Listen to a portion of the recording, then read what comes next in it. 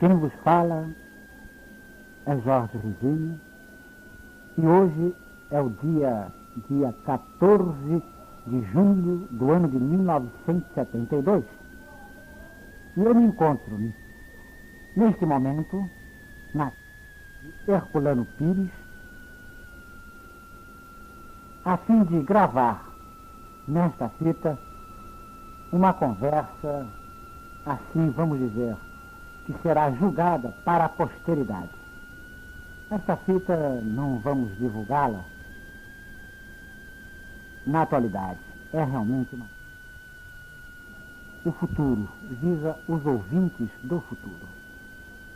Isto é muito importante porque é um depoimento que irá ficar na história do espiritismo, na história do movimento espírita de São Paulo e do Brasil.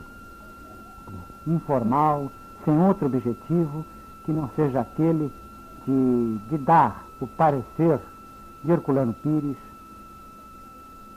o parecer atual de Herculano Pires, porém projetado no futuro.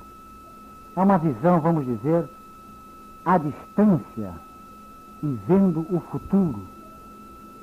De modo que nós vamos primeiramente de fazer a seguinte pergunta ao Herculano: porque se trata de um homem que tem realmente uma visão muito ampla, uma visão aprofundada das culturas de vários países e de várias épocas. Vamos perguntar ao Herculano o seguinte: suponhamos que Herculano Pires estiver no século passado vivendo na França e visse nas livrarias de Paris o Livro dos Espíritos de Allan Kardec, que então teria sido lançado neste dia. Como Herculano veria essa obra? Qual a sua impressão que teria após a leitura dessa obra?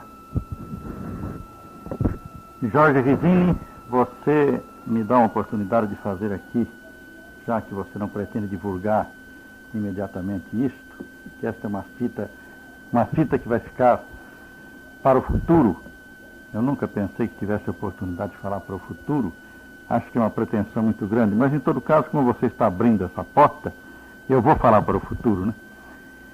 Eu queria dizer a você que no século passado, e isto não é um sonho, uma ilusão, é uma convicção, adquirida através de pesquisas que eu fiz, que nunca revelei a ninguém, mas que eu fiz e que fiz levado por uma revelação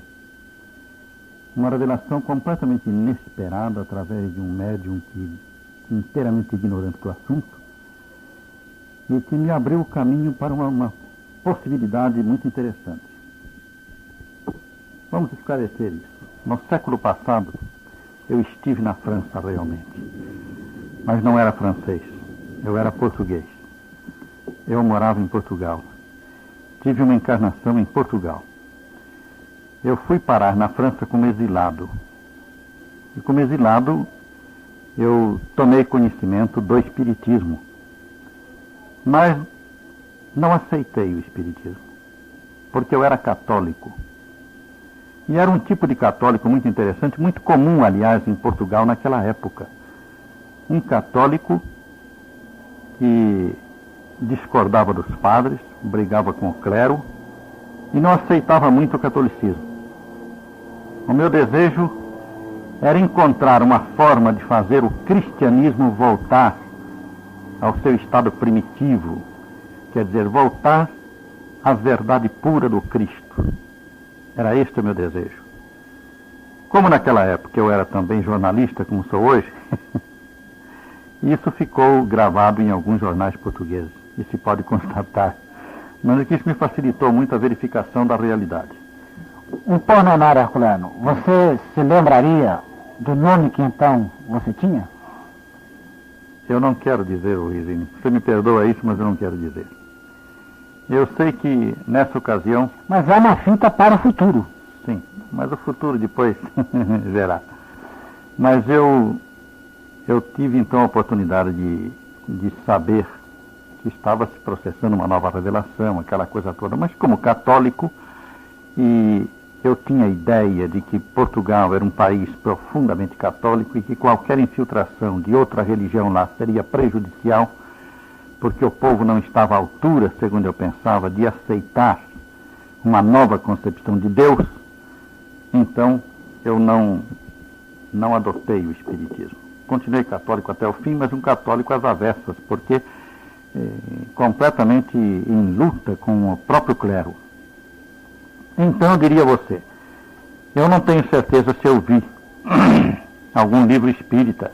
Eu sei que tive conhecimento do espiritismo.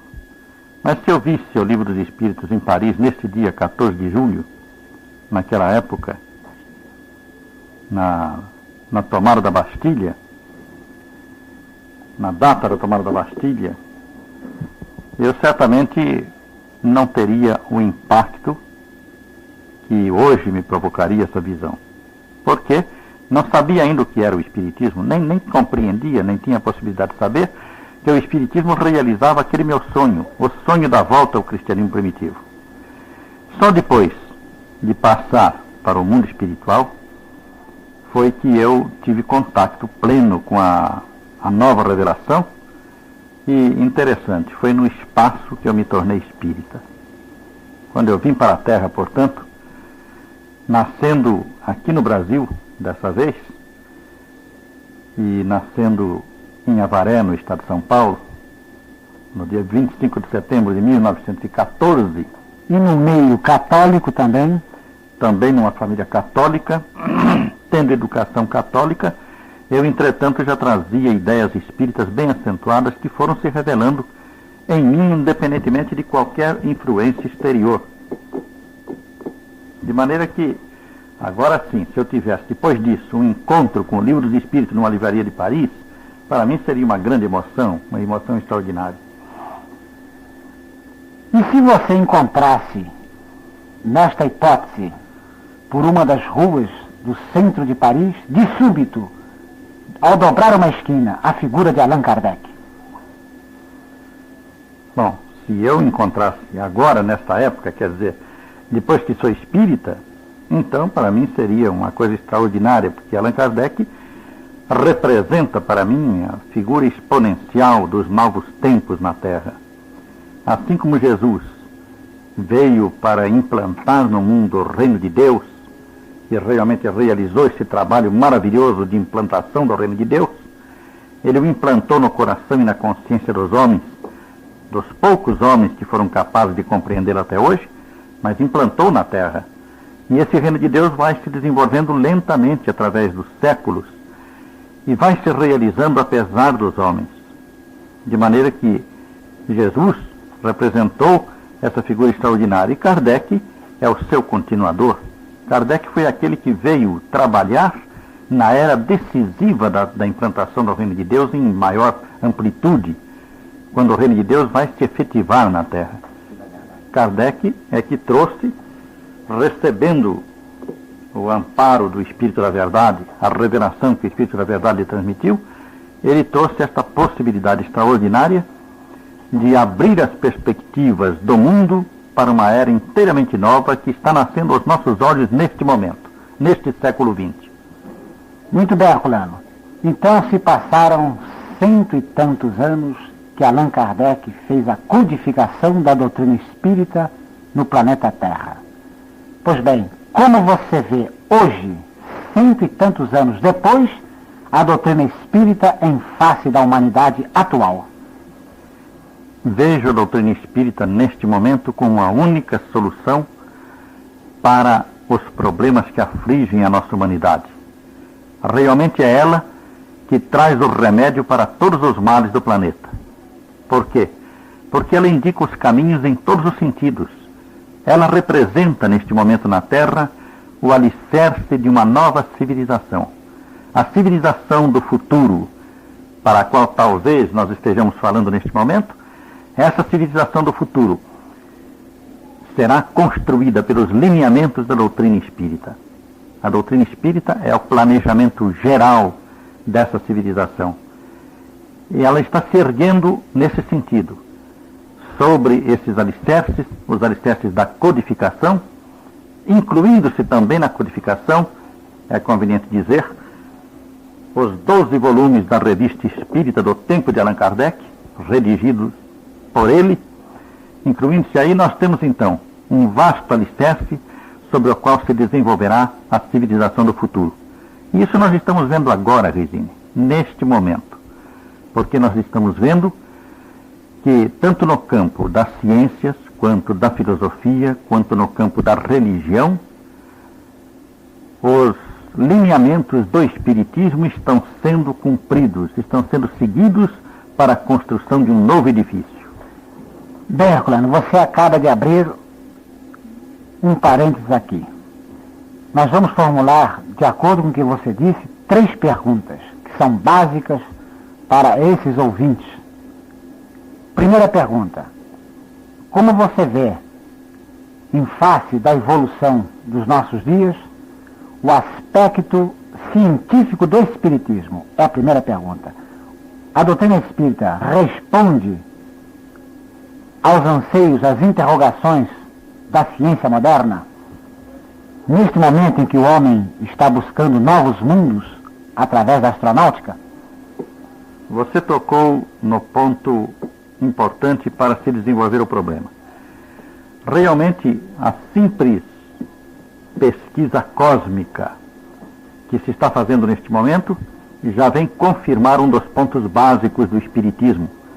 É o Espiritismo no campo do pensamento moderno, aquela doutrina que afirmou e que vem afirmando há quase um século e meio, vem sustentando a existência real dos mundos habitados no espaço. Assim, o Espiritismo precedeu de mais de um século o advento da astronáutica. Isto bastaria para mostrar que no campo das ciências nós encontramos no Espiritismo uma antecipação muito grande a todas as conquistas atuais. Porque a astronáutica, ela não resulta apenas de uma tentativa isolada de penetração no cosmos. A astronáutica resulta de um conjunto de evoluções científicas, de processos de desenvolvimento em vários campos da ciência que permitiram, então, esta tentativa cósmica. Mas, considerando que a ciência que mais contribuiu para esse desenvolvimento foi a física, nós podemos examinar no campo da física o que se passa neste momento. Nós sabemos que depois da penetração na estrutura da matéria através da física atômica e depois da física nuclear, nós agora já estamos além da matéria com a descoberta pela física da antimatéria. Ora, a descoberta da antimatéria representa inegavelmente um rompimento de toda a estrutura puramente materialista da física do século XVIII e do século XIX. A física perde, por assim dizer, a sua qualidade de ciência da matéria, porque ela já passou a investigar o campo da antimatéria, reconhecendo que esta antimatéria, não obstante esteja presente junto à matéria, não obstante se entranhe, por assim dizer, na matéria, interpenetrando-a, esta antimatéria não é matéria. Por isso mesmo que lhe dá o nome de antimatéria. Ela representa um outro elemento. E, além disso, nós sabemos que esta conquista da física projetou-se, por exemplo, na astronomia, de uma maneira bastante significativa, porque os astrônomos, diante das conquistas progressivas da física no campo da antimatéria, passaram a admitir a existência de mundos de antimatéria. Esses mundos de antimatéria no cosmos podem ser considerados por nós espíritas como aqueles elementos que constituem o outro mundo, o mundo espiritual de que fala o Espiritismo. Ora, descobrindo-se então a existência dos mundos espirituais no espaço, nós estamos em face de uma perspectiva inteiramente nova nas ciências e que vem confirmar princípios básicos do Espiritismo. Mas, caminhando ainda no campo da astronomia, nós veremos que até certos enganos verificados nesse processo científico deram resultados favoráveis ao Espiritismo. Eu quero lembrar aqui, por exemplo, uma teoria exposta no livro de Isaac Asimov sobre o universo, uma teoria que ele formulou para explicar a possibilidade da existência simultânea de mundos de matéria e de antimatéria no espaço. De acordo com o que pensavam os cientistas, até há pouco tempo, até a questão de uns 2 ou 3 anos atrás, de acordo com o que pensavam os cientistas, os mundos de antimatéria eram completamente isolados, distanciados dos mundos de matéria. Não poderia haver um encontro, um contato desses mundos, porque eles explodiriam. Isso em virtude do quê? Em virtude de pesquisas de laboratório, onde a criação, a produção de uma partícula que fosse uma partícula mínima, atômica, de antimatéria, esta produção não tinha duração, porque ela mal se encontrava com uma partícula contrária de matéria, da sua mesma natureza, mas oposta. As duas explodiam, e desta explosão resultava a formação de raios gama. Então, os cientistas chegaram à conclusão de que, como há fontes no espaço, grandes fontes distanciadas da Terra de raios gama, que eram captados aqui, essas fontes deviam representar explosões de mundos materiais e antimateriais que se encontraram. Pois bem, esta teoria levou então os cientistas a procurarem uma hipótese para a explicação da possibilidade de mundos materiais e antimateriais permanecerem conjuntamente no espaço sem explodir durante milhões e milhões de anos. E a conclusão foi a seguinte: a hipótese mais aventada e que mais conseguiu sustentação foi a que Isaac Asimov expõe nesse livro. A hipótese de que, no seu estado natural, grandes massas de antimatéria constituindo mundos e de matéria também, ao se encontrarem, elas não provocavam explosão imediata porque, agindo uma sobre a outra, produziam um terceiro elemento, que seria uma espécie de intermediário entre a matéria e a antimatéria. Este elemento, eles deram o nome de um fluido ainda desconhecido, que separava os dois mundos e permitia que eles vivessem conjuntamente. A explicação de Asimov é muito curiosa, porque ele diz que quando uma gota d'água cai na chapa do fogão, a gota não se evapora imediatamente, porque ao tocar a chapa ela produz vapor. O vapor a levanta sobre a chapa, ela fica no ar, e então continua ainda a existir durante um certo tempo, graças ao vapor que separa a chapa do fogão da água. Essa é a explicação que ele deu para se ter a ideia da possibilidade da convivência dos dois mundos no espaço de matéria e antimatéria. Pois bem, esta explicação coincide com a teoria espírita do perispírito, que permite a existência conjunta do espírito e da matéria do corpo material. O corpo perispiritual, que é considerado no espiritismo como semimaterial, segundo nós vemos no Livro dos Espíritos, quer dizer, contendo elementos de matéria e elementos espirituais, este corpo serve de intermediário entre o espírito e a matéria.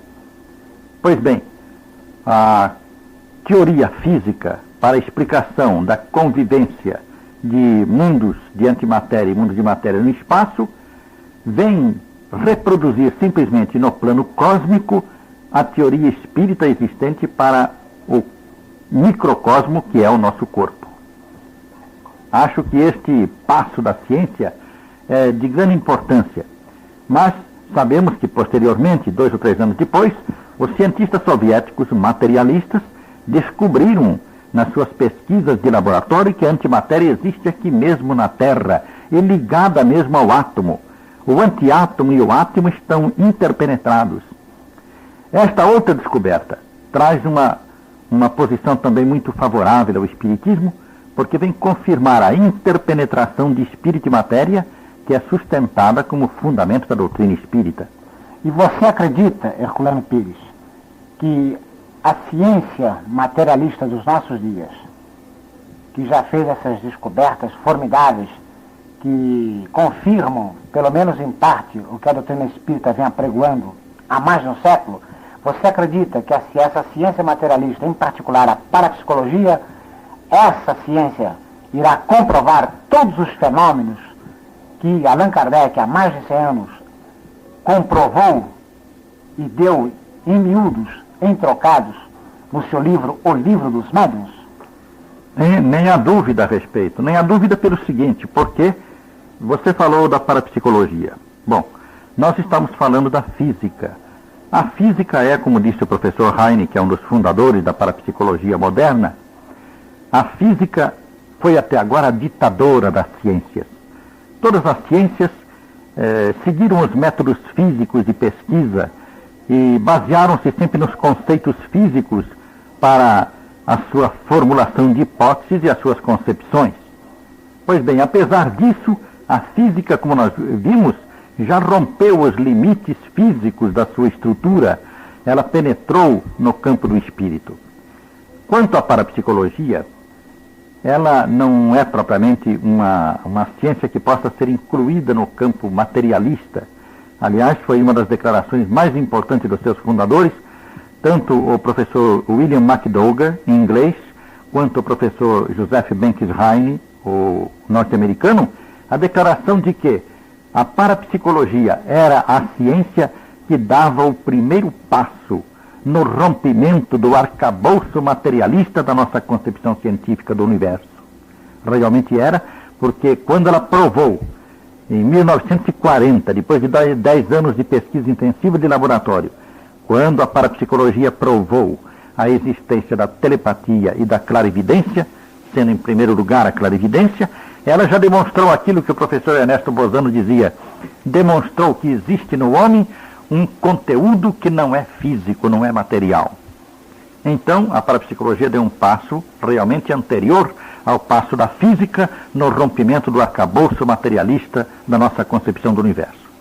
Mas, na parapsicologia atual, nós já vemos que praticamente a escala de fenômenos paranormais ou de fenômenos mediúnicos registrados no Livro dos Médiuns, desde a simples transmissão de pensamento até a clarividência, a precognição ou visão do futuro e a retrocognição e assim por diante, subindo esta escala, nós vamos passando pelos fenômenos teta, que são os fenômenos de manifestações de espírito, e vamos chegar até mesmo a este último fenômeno que está sendo investigado atualmente, que é o da memória extracerebral, ou seja, chegamos ao campo da reencarnação.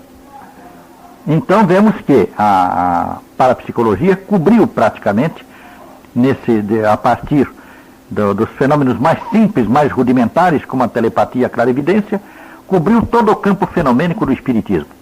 Quanto à materialização que você lembrou, ela também está incluída, não só pelas pesquisas já feitas pela metapsíquica, e que a parapsicologia atual aceita, mas pretende renovar no campo de pesquisas, mas também pelas pesquisas feitas na parapsicologia sobre os fenômenos psicocinéticos, ou seja, de ação da mente sobre a matéria, os fenômenos chamados psicapa. De maneira que no campo geral da fenomenologia espírita, a parapsicologia, como ciência de tipo comum, ligado às ciências normais, sem nenhuma tentativa assim de colocação do problema em termos espíritas, ela já endossou praticamente toda a verdade espírita. Perfeito. Vamos então à segunda pergunta, Herculano. E a sua resposta é dirigida aos ouvintes do futuro. Esta fita pretende ser guardada, ser doada ao Museu Espírita da Guanabara. Ela, portanto, pertence ao homem do futuro.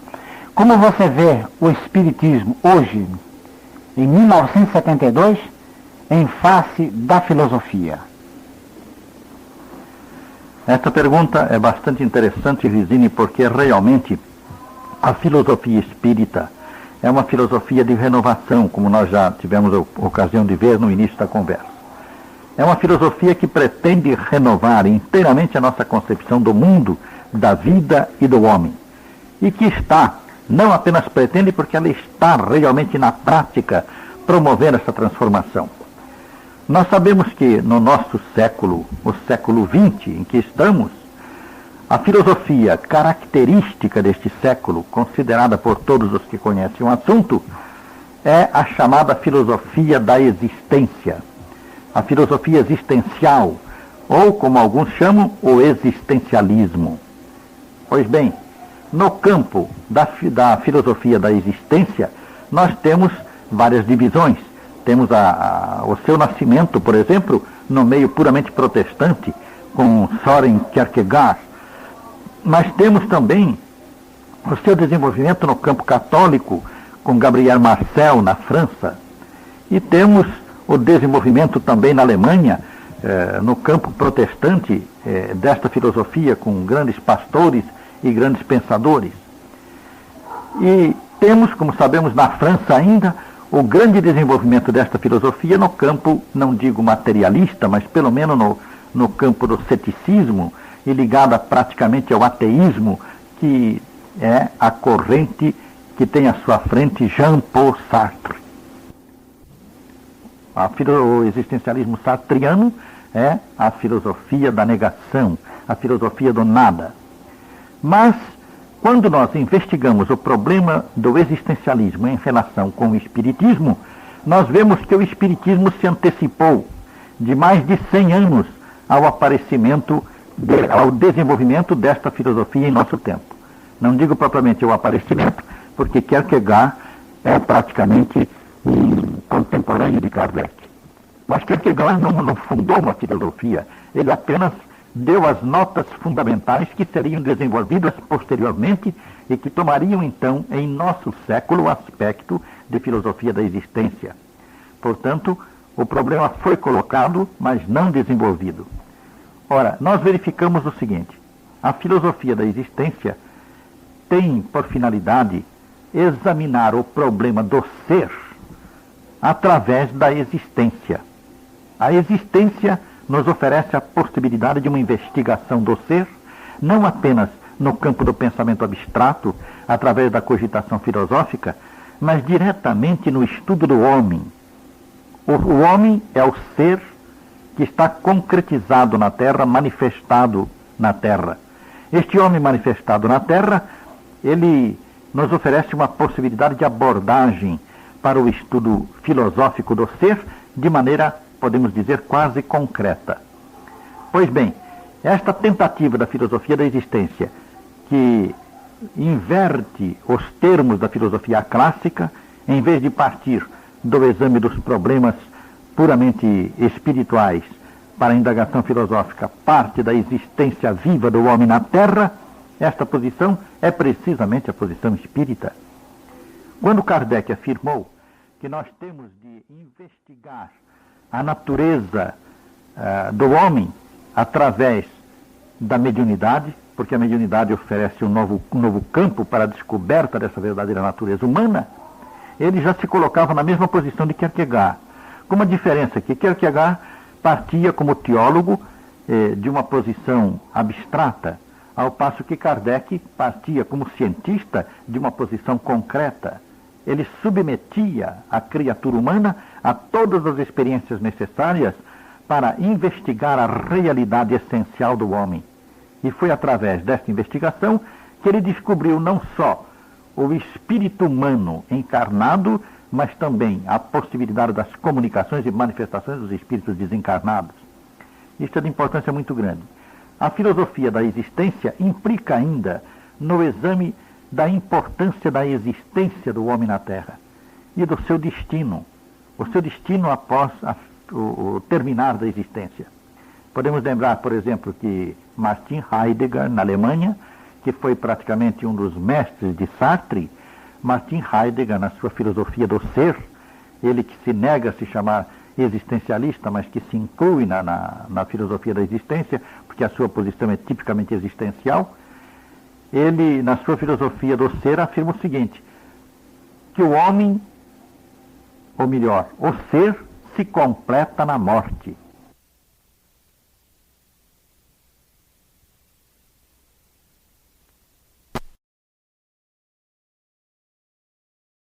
de experiências de vital importância para ele, e ele completa realmente um ciclo da sua evolução, partindo então para uma experiência no espaço, da qual voltará em nova existência na Terra.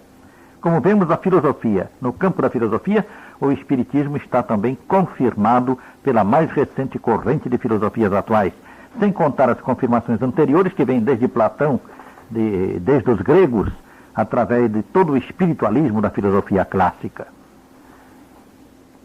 Perfeito. Herculano Pires. E vamos então à terceira pergunta, básica, para os ouvintes do futuro. Como você enxerga? Qual a visão que você tem do Espiritismo, do ponto de vista religioso, em face do mundo moderno e em face das religiões atuais, em geral? Nesse campo também nós assistimos àquilo que podemos dizer uma verdadeira corrida do pensamento contemporâneo em direção aos princípios espíritas. Poderíamos lembrar, por exemplo, inicialmente, no campo do catolicismo, o catolicismo romano, que tem sido o mais renitente, o mais teimoso em permanecer no passado. Nós vemos que a Igreja Católica Apostólica Romana apresenta-se fragmentada e profundamente abalada em nosso tempo. E fragmentada não apenas na sua estrutura religiosa, social e política, mas também fragmentada no tocante ao seu pensamento, à sua solidez teológica que desapareceu ao impacto do mundo moderno. Então nós vemos as renovações que se passam no catolicismo, todas elas na direção da verdade espírita. Poderíamos falar exteriormente no tocante ao culto, à liturgia, às transformações, seguindo essa tese famosa, que se tornou famosa em nosso tempo, do esvaziamento da igreja, no sentido de esvaziar a igreja de todos os acessórios que lhe foram dados através dos séculos, para que ela possa voltar ao cristianismo primitivo. A eliminação das imagens, dos altares excessivos, de todos os enfeites que existem na igreja, a eliminação do ritualismo e tudo isto que está realmente desaparecendo. Isso tudo está mostrando que, do ponto de vista exterior, as religiões, não só isto não se passa apenas no catolicismo, como sabemos, mas nas demais religiões, elas estão caminhando para aquela simplicidade primitiva do cristianismo que o Espiritismo sustenta, defende e prega. Mas no campo teológico, que é mais importante porque é o substancial, é o campo do pensamento dirigindo as igrejas, nós encontramos essa revolução extraordinária que está aí. Por exemplo, a teologia do padre Teilhard de Chardin no catolicismo. O padre Teilhard de Chardin foi quase fulminado pelos anátemas dos seus contemporâneos. No entanto, agora a igreja está caminhando rapidamente para a aceitação de todas as teses do padre Chardin. E quais são essas teses? Basta dizer que o padre Chardin nos parece, quando nós lemos o seu livro fundamental, O Fenômeno Humano, ou qualquer outro dos seus livros, nos parece um decalque, ou simplesmente uma cópia a carbono, modificada um pouco para se adaptar ao pensamento católico, dos livros de Leon Denis, que foi o continuador de Allan Kardec, o discípulo dele, né? Aproveitando essa deixa, vamos abrir um parênteses. Você acredita então, Herculano Pires, que a doutrina espírita, avançando como está avançando dia a dia, por toda a superfície da Terra, acredita que o espiritismo, pelo seu desenvolvimento no sentido da amplitude do movimento espírita de todos os países, acredita que o espiritismo irá dominar totalmente e as religiões irão desaparecendo aos poucos em face das conversões do povo, das massas? Luizine, eu não encaro precisamente assim. Eu acredito que a função do espiritismo, como aliás queria Kardec desde o princípio, ele não pretendeu, segundo ele declara positivamente, inclusive no livro O que é o Espiritismo, ele não pretendeu de maneira alguma fazer uma nova religião entre tantas religiões existentes na Terra. Ele queria, como codificador do Espiritismo, dar uma contribuição para a modificação das religiões, para a modificação da concepção humana a respeito da vida na Terra. Essa contribuição é que era importante, era a que ele dava grande importância. Mas nós sabemos que o Espírito da Verdade, em suas comunicações com Kardec e outros espíritos pertencentes à sua falange, deram grande importância ao problema religioso. Por quê? Porque o problema religioso é fundamental. O homem que não estiver integrado numa concepção religiosa profunda, ele não tem as possibilidades da evolução necessária, não se abrem diante dele as perspectivas do futuro como devem se abrir. É necessário que haja religião. Eu entendo que o Espiritismo não irá dominar a Terra como uma forma religiosa. Entendo que ele fará o que o cristianismo fez com relação à transformação do mundo antigo, o mundo clássico greco-romano.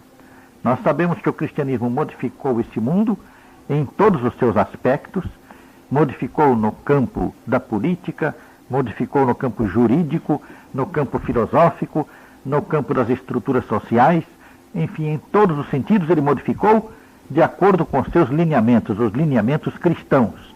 Estes lineamentos não eram perfeitos, a modificação não foi total, mas o Espiritismo está realizando o completamento dessa obra. O Espiritismo está transformando tudo através da influência dos seus princípios fundamentais, porque esses princípios correspondem à realidade, correspondem à verdade. Mas o Espiritismo, dominando, penetrando em toda a humanidade, reformando, trazendo à humanidade uma nova cultura, uma nova visão de Deus, uma nova visão do destino, uma nova visão cósmica, as religiões irão subsistir? Acredito que as religiões podem subsistir, não todas, é claro, porque há religiões ainda tão retrógradas, tão atrasadas mesmo no seu desenvolvimento, que não podem atingir o futuro a não ser que se reformulem totalmente. Mas nós sabemos que uma característica do ser, ou seja, da criatura, seja ela humana ou divina, uma característica é a sua individualidade.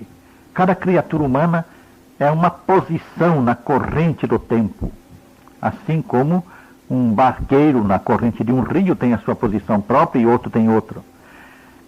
Cada consciência humana tem, portanto, a sua própria posição diante da vida, do mundo e dos problemas humanos. Então, nós sabemos que os homens nunca poderiam ser totalmente aglomerados numa posição única. E essas diferenças individuais produzem também as diferenças de agrupamentos. Assim como, apesar do domínio do cristianismo durante os 2000 anos decorridos, né? Apesar do domínio do cristianismo, nós vimos que ele se fragmentou em numerosas posições, determinadas pelas seitas religiosas. Também acredito que a modificação produzida pelo Espiritismo não será igualitária do homem. Não irá estabelecer uma igualdade absoluta, mas irá criar a possibilidade de uma sintonia no tocante aos problemas fundamentais.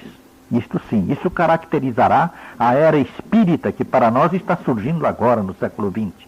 Essa era espírita está marcando já os pontos fundamentais para os quais estão convergindo todas as correntes do conhecimento, como nós vimos no campo da ciência, da filosofia e da religião. É nesse sentido que eu acredito que haja uma igualdade não total, não massiva, por assim dizer, mas uma igualdade num plano abstrato do pensamento, numa concentração de todos os espíritos para os pontos fundamentais da doutrina espírita. Todavia, Herculano, ainda abordando esse aspecto que é muito importante, com a evolução da técnica, com a evolução da sociedade, da humanidade em geral, escolas, faculdades, universidades, a humanidade alfabetizada, porque está marchando para isso, o problema da fome sendo resolvido no futuro com a técnica, com a ciência, e todo o povo, todos os povos, tendo conhecimento da doutrina espírita, espalhando-se centros por todo o nosso orbe, você não acredita que esta humanidade lúcida, culta, consciente da sua posição em face do universo, você não crê que não haverá então em nosso planeta condição para as religiões vigentes? Acho, Resines, que realmente a transformação será tão grande que nós não podemos prever certos aspectos. E é até uma temeridade nós queremos falar deste assunto para o futuro. Mas, em todo caso, nós estamos dando a medida do nosso alcance no presente. Mas eu estou me referindo ao futuro sem marcar data. Lembre-se disso. Sim, não há dúvida. Mas, de qualquer forma, o futuro sempre virá trazendo coisas em que nós nem sequer pensamos hoje. Mas eu acredito que, realmente, não haverá necessidade de insistirmos no domínio, por exemplo, do pensamento espírita, no sentido como nós o conhecemos hoje, para todo mundo. O importante é que o Espiritismo sirva de fermento, aquele fermento de que fala Jesus no Evangelho, o fermento que modifica, que leveda a massa do mundo e a transforma. É esta a grande função do Espiritismo. E ele não tem mesmo pretensões a um domínio religioso, porque ele acha, e os seus postulados são bem claros neste sentido, que deve haver sempre, como base fundamental para a evolução das criaturas, o princípio da liberdade, sem o qual não haverá também o princípio da responsabilidade. Ora, a liberdade de cada indivíduo e a liberdade de grupos de indivíduos é que possibilitará, dentro mesmo da concepção espírita da vida que irá dominar o planeta, a concepção espírita, sim, esta irá dominar totalmente o planeta, haverá a possibilidade de formações, de agrupamentos, de ponto de vista religioso, que possam divergir de outros agrupamentos. Acho que poderá haver realmente diversidade de religiões, mas sempre dentro de uma norma geral que será a norma espírita. Bom, de qualquer maneira, a implantação da doutrina espírita, não nos seus detalhes, mas no seu conjunto, na Terra, seria? Sim, o Espiritismo, como nós já analisamos no falar da ciência, filosofia e religião, o Espiritismo está como aquilo que escreveu Humberto Mariotti, o nosso companheiro da Argentina. O Espiritismo está como uma estrela de amor no horizonte do mundo, esperando que todas as correntes do conhecimento cheguem até ela. A ciência está chegando, a filosofia está chegando, a religião está chegando, a estética está chegando, a técnica está chegando. A descoberta, por exemplo, agora recentemente pelos russos, no pensamento materialista de Estado, sustentado pelo Estado. A descoberta que eles fizeram do perispírito é um passo gigantesco no campo da técnica, mostrando que a técnica também está evoluindo para a pesquisa além da matéria no campo espiritual. E sem esquecer, Herculano, a contribuição dos próprios espíritos através do fenômeno mediúnico. Sim, é claro, é como dizia Sir Oliver Lodge, nós estamos trabalhando dos dois lados de uma montanha, furando um túnel. Dizia ele, do lado de lá está o mundo espiritual, do lado de cá o mundo material. Nós cavocamos o túnel através da montanha do lado de cá, mas os espíritos estão cavocando do lado de lá. E vamos nos encontrar no meio do túnel. Bem, Herculano, hoje, dia 14 de julho do ano de 1972, até vamos dar a hora, hein? Exatamente aqui, Herculano, exatamente às 2h da madrugada, vou pedir a você que dê a sua mensagem aos ouvintes, ao povo do futuro, sem data marcada, porque essa fita será apresentada através dos séculos. Nós, Herculano, lutamos muito, estamos em 1982, mas lutamos 20, 30 anos consecutivos na defesa da doutrina espírita, em polêmicas, na defesa do Cristo, na defesa de Kardec, na defesa dos nossos princípios, na rádio, na televisão, nos jornais. Então eu peço a você que traz esse lastro, esse currículo maravilhoso na defesa da doutrina, que dê a sua mensagem de estímulo aos espíritas do futuro. Eu acho, Resine, que a minha mensagem não poderá ser de estímulo a eles. Acredito que esta gente do futuro será tão superior a nós. Terá tantas possibilidades maiores diante dela, que esta gente do futuro dispensaria qualquer palavra de estímulo de nossa parte. Eu quero apenas saudar, nesses elementos do futuro, nesses homens maravilhosos de amanhã, nessas criaturas que irão povoar não só o nosso país, o Brasil, de norte a sul, de leste a oeste, mas que irão povoar todos os países do mundo. Quero saudar neles a aurora do novo mundo que está raiando na terra. E quem sabe, Rizine, se nós teremos a esperança de estar também presente nessa humanidade nova. Se nós fizermos jus a essa situação, quem sabe se estaremos participando daqueles que irão realmente efetivar na terra a construção do reino de Deus, iniciada pelo Cristo há 2000 anos. É bem possível que isso aconteça.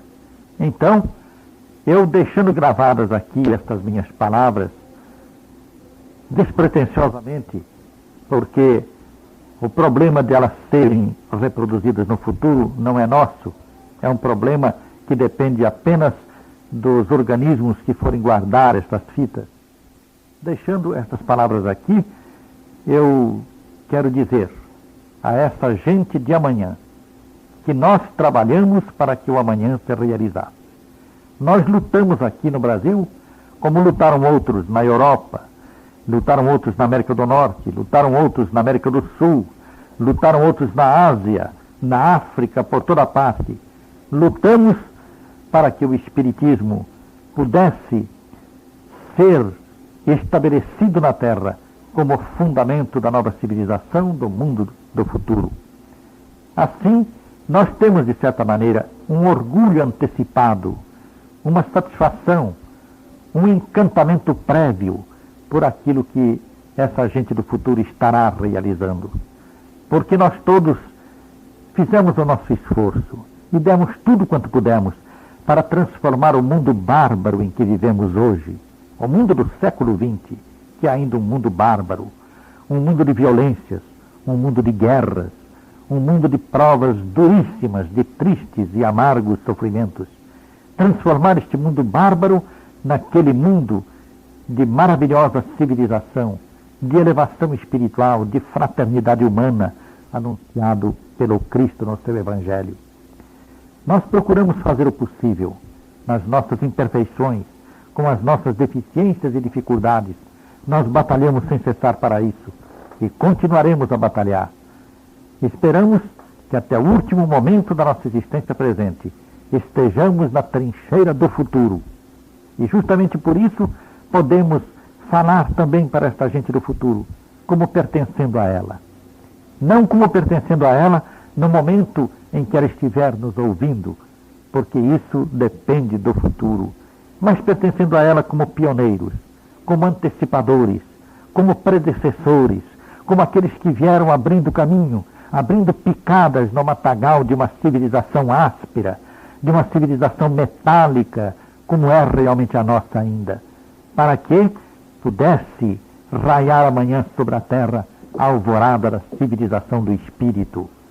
Mas temos a certeza de que, sob a proteção das falanges espirituais do bem, sob a proteção de Jesus, nosso Mestre e Senhor, e seguindo as leis de Deus, que na sua infinita misericórdia ampara-nos a todos e a todos nos estimula para o futuro, podemos ter a certeza de que o futuro se concretiza diante de nós a cada passo, a cada momento. É assim que envio daqui, nesta noite de 14 de julho de 1972, em São Paulo, Brasil, no momento em que nós lembramos as lutas da Revolução Francesa, as lutas para a implantação no mundo de um regime político mais suave, melhor, quando os pioneiros do momento em que nós estamos no presente também lutaram e sofreram como nós, lembrando a epopeia da queda da Bastilha e lembrando também que na Revolução Francesa, nos ideólogos dessa revolução, nas transformações que ela produziu no mundo, nós podemos encontrar muitas raízes, por assim dizer, do pensamento espírita que se desenvolveram através do tempo. Problema este que eu procurei colocar no meu livro O Espírito e o Tempo, mostrando a Revolução Francesa como um episódio alegórico da história do mundo, um episódio em que o mito e a história se misturam de tal forma que muitas vezes se confundem. Lembrando tudo isto, nós queremos dirigir também a nossa saudação neste momento à França de amanhã. A França que viu Kardec nascer. A França que viu o Espiritismo nascer em seu seio, na cidade de Paris, que era então o cérebro do mundo. A França que teve Leon Denis, aquele que Conan Doyle dizia ser um lutador contínuo através do espaço e do tempo. De Gabriel Delany, de Alexandre Delany, e de todos os demais. Flammarion, o grande Flammarion, que anteviu a era cósmica com tanta visão, tanta grandeza de visão. A França de todos esses gênios e de todos os gênios que realmente lutaram para que o mundo se transformasse, nós queremos enviar daqui a nossa saudação à França de amanhã, à França do futuro, na esperança de que ela, que neste momento, no século XX, está ainda numa situação bastante inferior em face do desenvolvimento do Espiritismo, que ela tenha readquirido no futuro o seu elan espiritual e, através disso, tenha realmente feito jus à sua condição de berço do Espiritismo no mundo, de berço da doutrina que trouxe a nova civilização. Esperamos muito da França e temos a certeza de que, se Deus quiser, brilhará sobre a França no futuro o triunfo do Espiritismo. E aqui, ouvintes do futuro, fica o depoimento de José Herculano Pires, que você possa tirar dessas palavras saídas da inteligência e do coração de Herculano Pires o melhor proveito. Que essas palavras sejam para você um estímulo para que continue a praticar e a divulgar, a propagar a doutrina espírita, que é a redenção da humanidade, dessa humanidade que vai marchando gradativamente a caminho de Deus, que é o Criador do Universo, o Criador da vida e o nosso verdadeiro Pai. Que Deus nos abençoe hoje e sempre.